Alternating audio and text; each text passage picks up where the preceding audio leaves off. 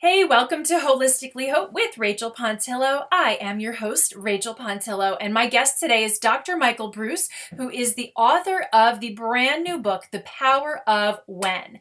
Dr. Breus is an amazing author. He's been on numerous TV shows such as Dr. Oz and The Rachel Ray Show and has talked about sleep. He is known as the Sleep Doctor and is a clinical psychologist who is board certified in sleep medicine, true expert on the subject of sleep. And we know that sleep is so important in all areas of life. We've heard about beauty sleep. We want sleep so that we have nice, fresh thinking and we don't have all that brain fog. We want sleep for good overall health. But do we really know when the right time is for us to sleep? So I hope you'll join Dr. Breus and I right now as we learn more about the power of when. Hi, Dr. Breus. Thank you so much for joining us today. Oh, thanks for having me. I'm excited to be here. This is going to be fun. This is going to be a great time, and I am so excited to talk about your brand new book, The Power of When.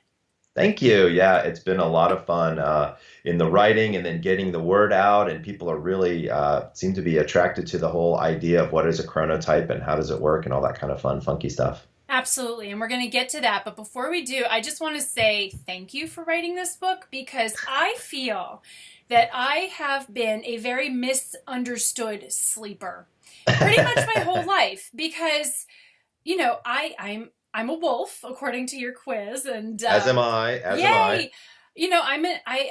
I work late. I don't function very well super early in the day. My brain is on to the point where I can check emails, I can run errands, I can get the kids off to school, even though I'm going to be honest, sometimes I get back from dropping them off and I don't know how or Right. when. I'm like, okay, yeah, I got them there and I don't know what they're wearing. I hope they have their lunch. Right. It's Right. that part of my brain is just not awake. And if somebody Uh, asks me to do analytic work or creative Forget it. work or be physically present for a Right. person, it's just not possible. And I feel terrible because I've had client meetings before at 8:30 in the morning and they're in it, they're here, and I'm like, uh-huh, uh-huh. Right. And then afterwards I'm like, thank God I take good notes because I have no idea what I just said to this person. So that is classic wolf behavior, just so that you know. Yeah, and I know there's a ton of books out there about the why sleep. I mean, you have books. I Yeah. wrote about it in my book and I've written blog posts about it. I think we all know we need to sleep, right? Right. We That's need to pretty sleep obvious. for productivity, for beauty, for all of these things in our life, but I think this is the first time that I'm seeing the when to do it based on who you are. Yeah, yeah, and that's kind of the neat part about it, right? People always ask me like, what is a Yeah. chronotype, and why, how did you kind of come up with this idea, and sort of what's going on with it? So, if I can, Please do. yeah, Let's talk about what a chronotype is because this is, I'm sure, a concept that's new for a lot of people. yeah. So, most self-help books tell you what to do, or they tell you how to do it. They don't tell you when to do it. And it all started out with a patient. So I'm an actively practicing sleep specialist. I have a PhD in clinical psychology, and I'm board certified in clinical sleep disorders, which means I took the medical specialty board without going to medical school and passed. And then they said, "Oh crap, I guess you're a sleep doctor now." And so I'm one of 160 people who are out there, and I've been in practice for about 16 years. And my specialty is insomnia, and insomnia is tough. Insomnia is not easy for a lot of people, and when people are at the point where they're not sleeping well, a lot of difficult things can happen, and that's my wheelhouse. Now, I treat apnea, narcolepsy, and all those kind of good things as well, but insomnia is really kind of my specialty. And I had a patient come in a couple of years ago, and we my techniques weren't working.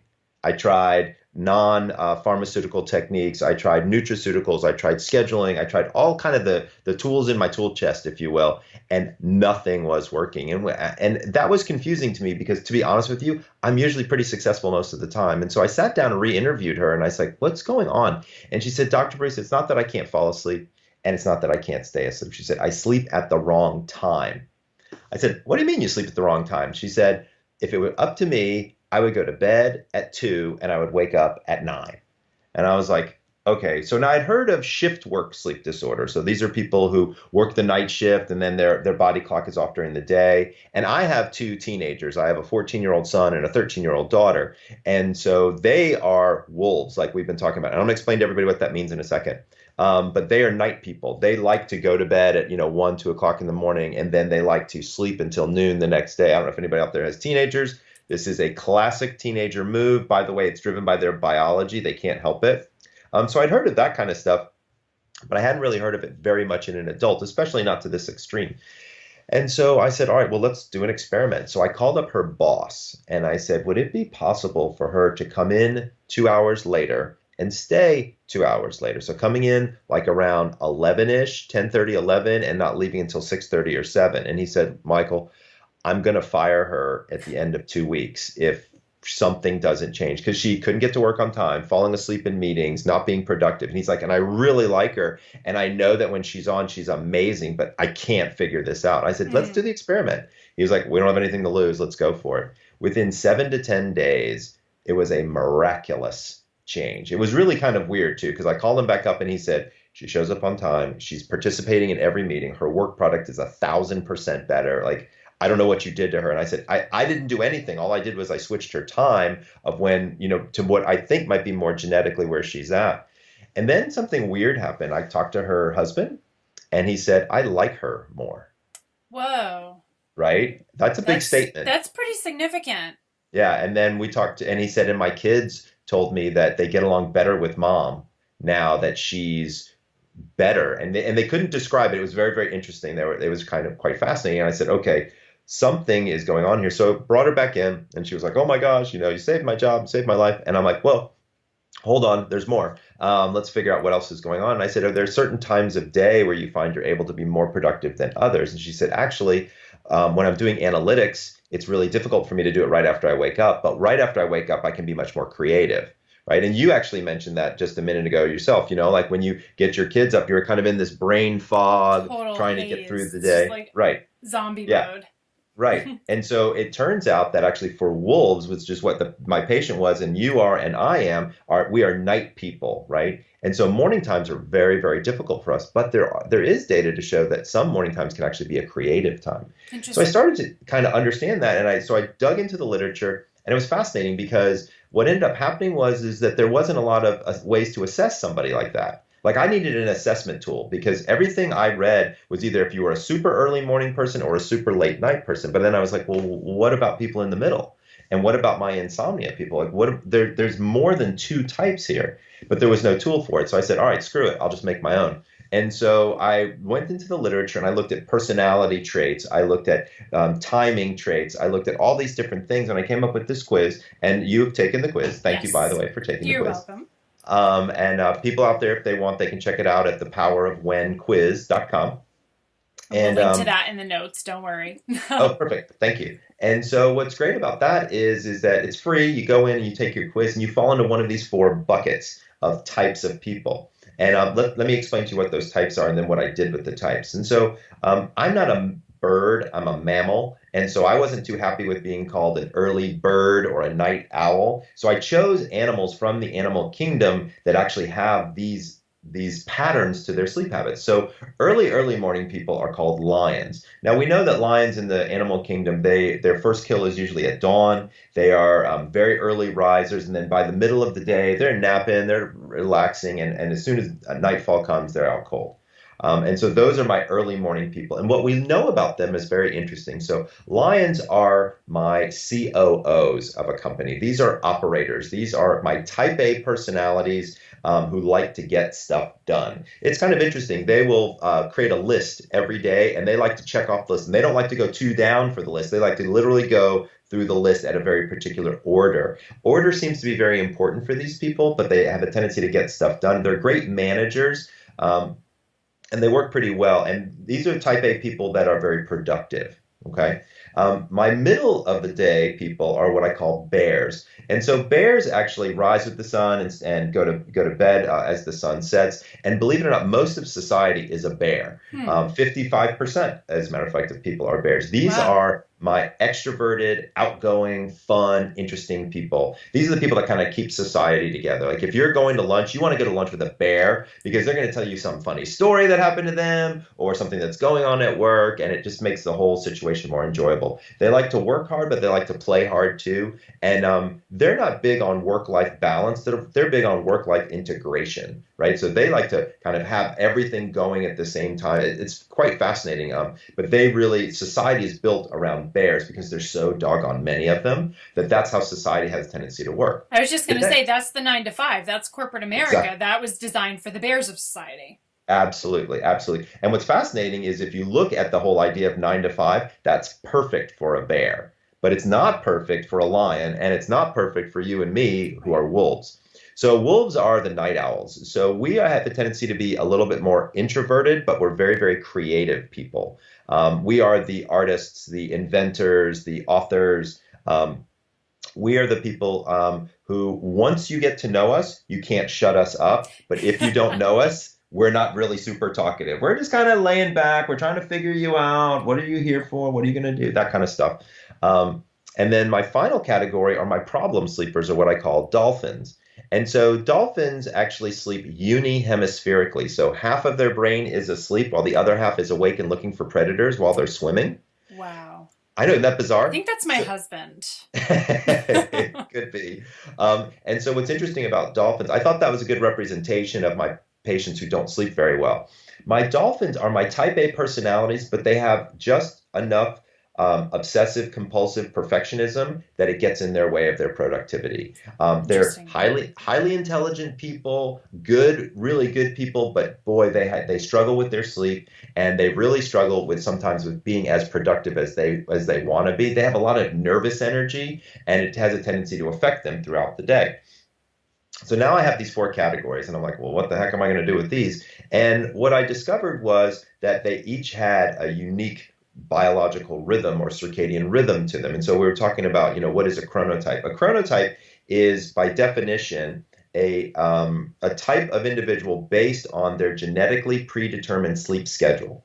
So we now know, genetically speaking, that this is how people are. So it's based on something called the PER3 gene, and the length of that gene and the width of that gene gives us a sleep drive and when our body wants to sleep. Well, once I knew that, I actually knew what all of your hormones are doing during a 24-hour cycle. Oh. Right? So I know that you and I are wolves, right? So I know actually when our bodies want to wake up. And then from that, I know when is our cortisol high, our melatonin low, when is our neurotransmitters going. So when is our serotonin high, our norepinephrine high, all of those things. And I decided to see if I could match the hormones to daily activities. And it worked out like almost perfectly. So I can tell you the best time of day to have sex, eat a cheeseburger, run a mile, ask your boss for a raise, talk to your kids, you name it. It's pretty amazing how there's timing in the day where we find that we can do stuff better. This is just something that seems like it can help people in every aspect of their life. I mean, we talked about, work and then work-life balance kind of, but these specific things like, when you were using the example of your patient when her husband said, oh, I like my wife better.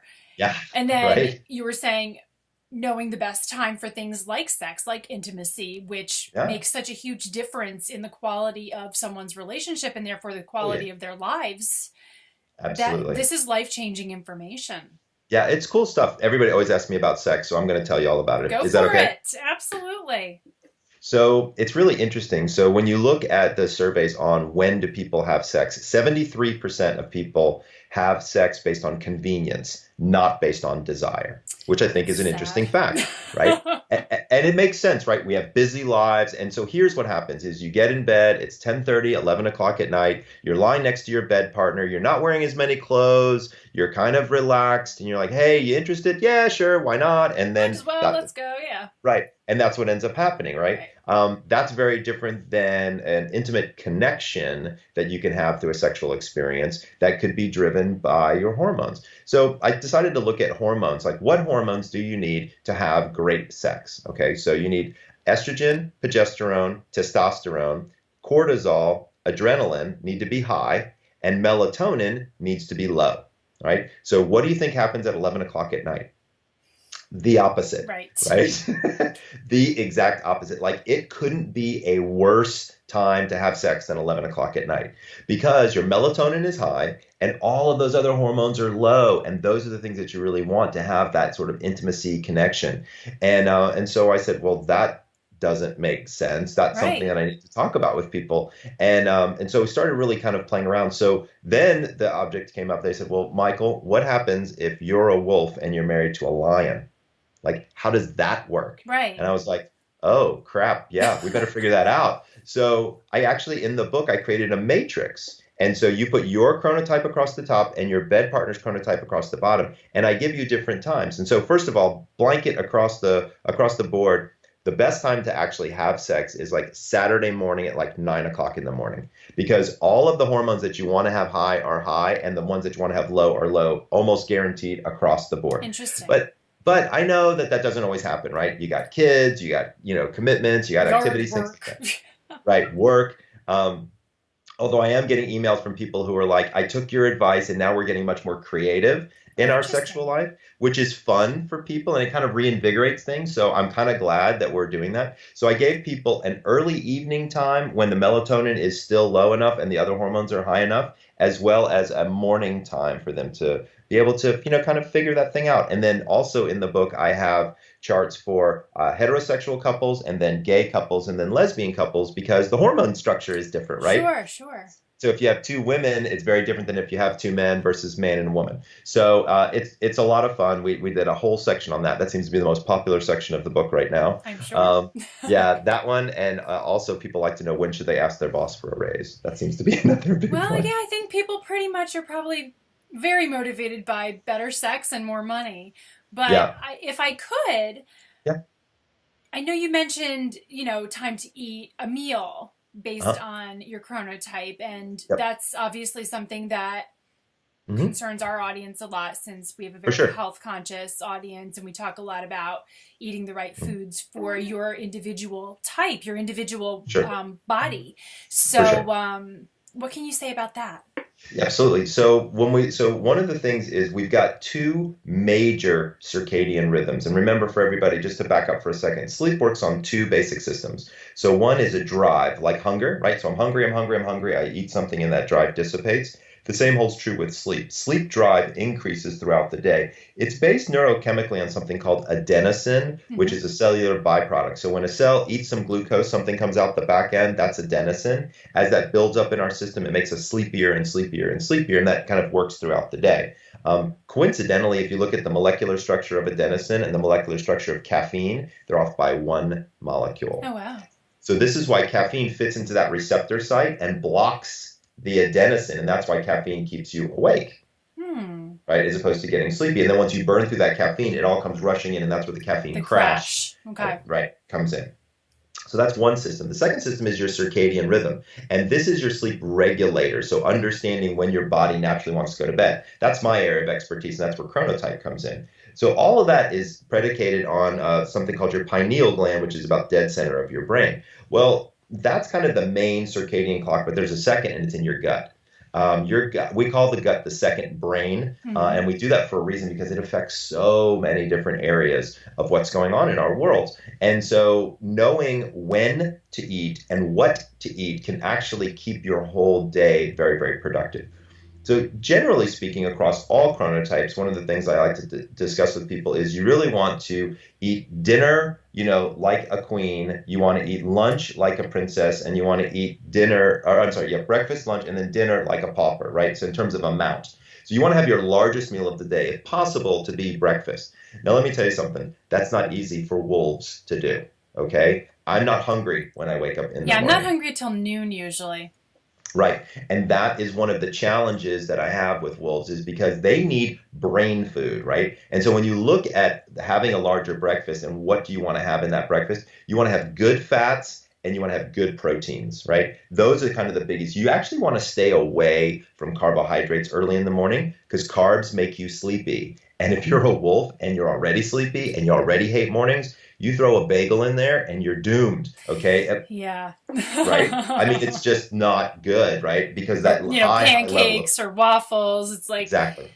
Yeah. None of that works well, especially for more night people. Now, if you're a morning person, if you're a lion, what's my recommendation? I'm still of the good fat, good protein recommendation as your big meal of the day. So things like an egg white omelet with avocado would be perfect because you're going to get the good fats from the avocado, you're going to get the protein from avocado and eggs, and it's going to work out pretty well, or egg substitute, or whatever you want to use. But higher levels of protein and larger amounts are going to be great in the beginning of the day.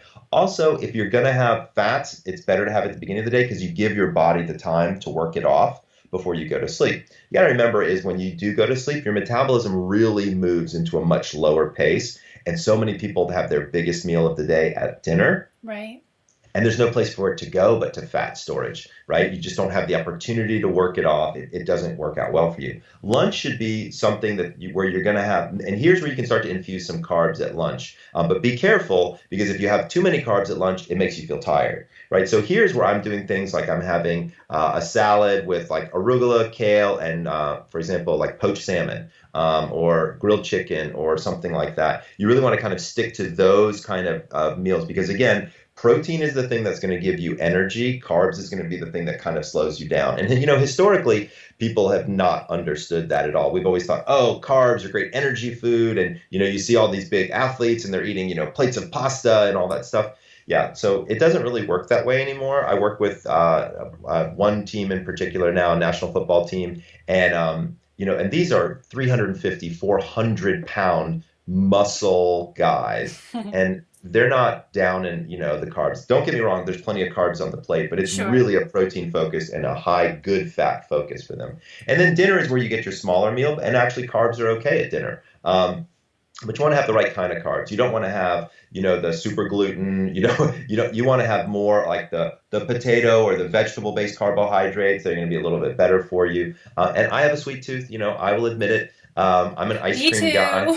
I personally believe that ice cream is the most perfect food ever invented. But I have to be right. But I used to feel that way until I realized my body didn't do well with it. But right. That's a whole nother story. I know. That's me. Right. So understanding what your body works well with is important, and that's a great point to bring up, but also understanding the timing of it, right? And so as an example, our children, right? And so there are times where as a wolf, you really don't need to be eating food when your kids are eating. And that's really hard to do because family time is important and meals are one of the best times to have those family times. Now, how old are your kids? I have an almost 12-year-old, meaning like tomorrow she'll be 12, and I have a 9-year-old. Okay, so you're moving out of the bear phase of your children. You're starting to move into the wolf phase of your children, which is good. Yeah. So it turns out that chronotypes below age 20 are pretty set based on age. So, the itty bitties, like the toddlers and the infants, they're lions, right? They're up at 5:30. They're raring to go. That could not have been easy for you as a wolf.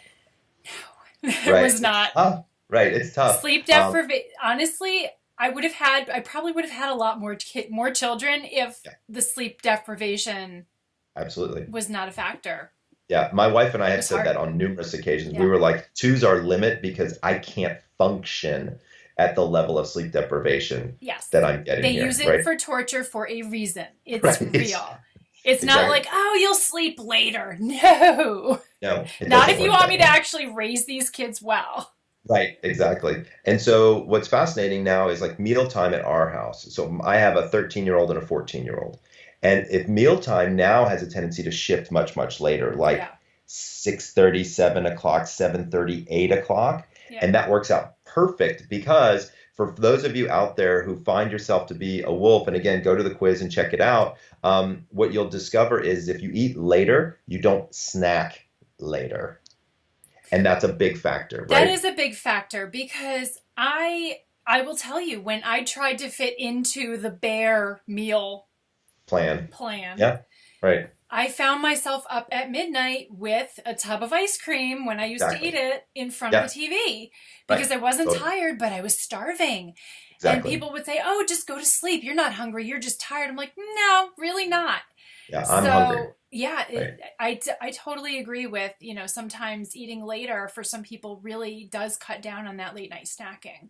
It does. And what's interesting about things like sweets late at night is our body actually craves them, and there's a biological reason for it. And so my second book was called The Sleep Doctor's Diet: Lose Weight Through Better Sleep, and I learned a lot about the metabolic process in sleep. And what we discovered is the more sleep deprived you are, the higher your cortisol level. Right. And when your cortisol is high, your body wants it to go down. The easiest way to lower your cortisol is high fat, high carbohydrate foods. Because what happens is you ingest them and it produces both dopamine and serotonin, which calm that cortisol down. And so basically you're self-soothing. So it's midnight, you're up, everybody's asleep, you know you got to get to bed, your cortisol is jacked up here, and you're like, what am I going to do? Your body will literally crave things that you know isn't good for you, Right. and you'll eat them anyway just to calm you down. The body always knows, I mean, Yep. our brains, we get influenced by all the noise and all the information out there, but it's so true. Our bodies really do know. And Yeah, it's amazing. It is. yeah, well, So let me ask you a question. okay. How about coffee? Are you a coffee person? Oh my gosh. All right. So this is complicated because I never drank coffee at all until I was 17 and got a job as a barista.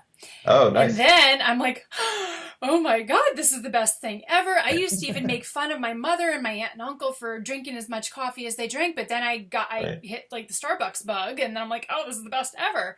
But then after I didn't have that job anymore and I was in college, I really didn't drink a lot of coffee either. And then I had my kids. I was exhausted. Started drinking the coffee again. Realized I didn't really like coffee, so it was mostly milk, sugar, and whipped cream with a dash of coffee. Right. But I would have a lot of it. So when I was going through my whole transformation, the weight loss, the clearing up of skin, getting healthy and all of that, coffee was the first thing to go for me. So I got rid of the coffee maker. I don't buy it anymore. And I switched to tea. So I have found a way, because I've been, of course, reading all these benefits of coffee and different ways to have coffee that can actually be very helpful. Absolutely. And I'm like, well, okay.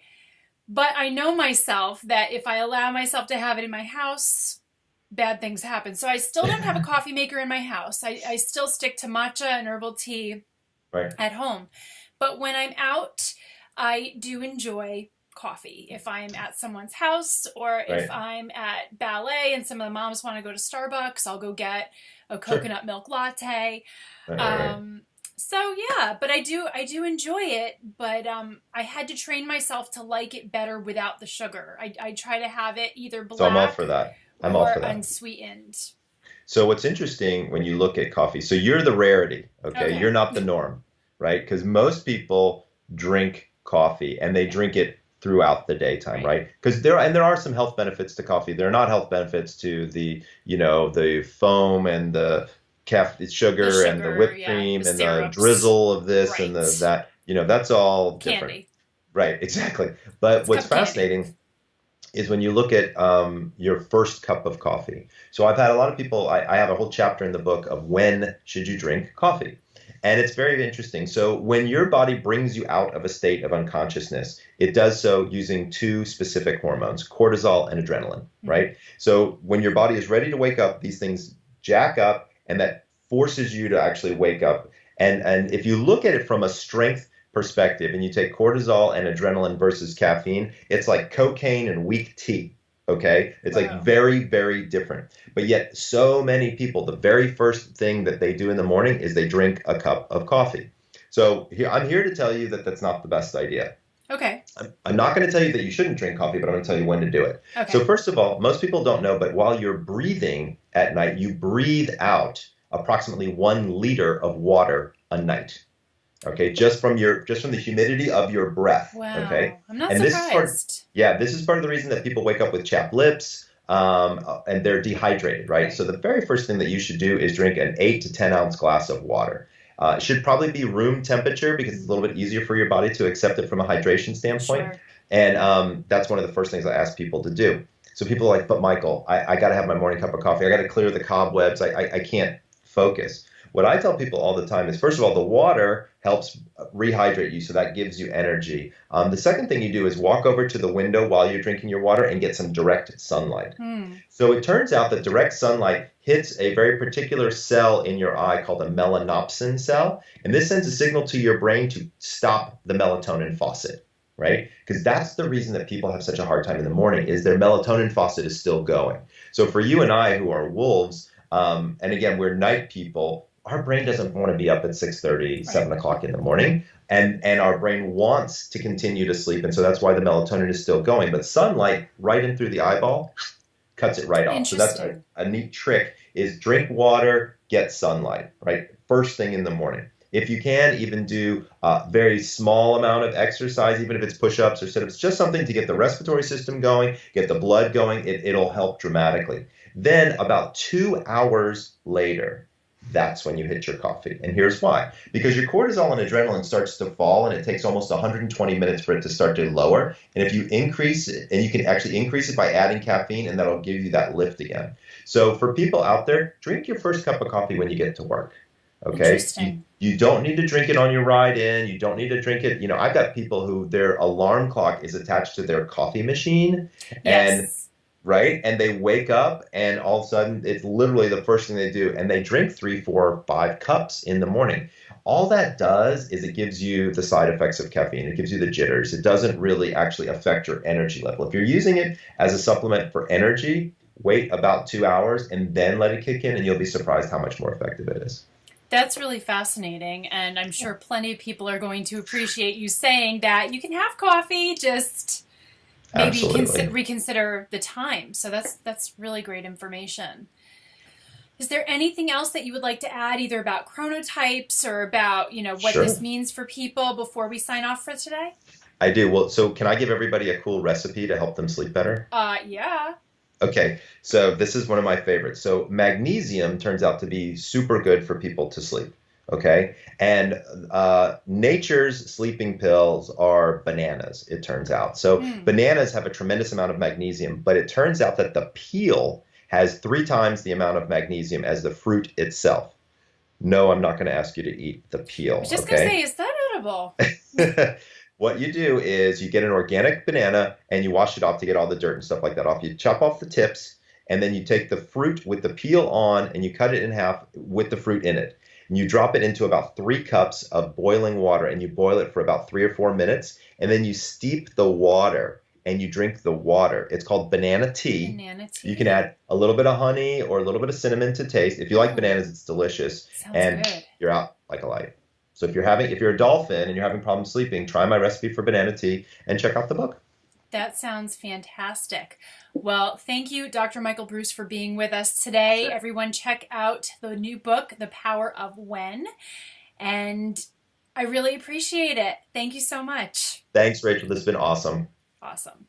Thank you so much for listening and for watching, and thank you so much to Dr. Michael Breus, author of The Power of When, for joining us today. If you want to learn more about Dr. Breus, go on over to his website at thesleepdoctor.com, and of course, to take the quiz to find out what your chronotype is, head on over to thepowerofwhenquiz.com and check out his book, The Power of When, at thepowerofwhen.com, and also your favorite book retailer.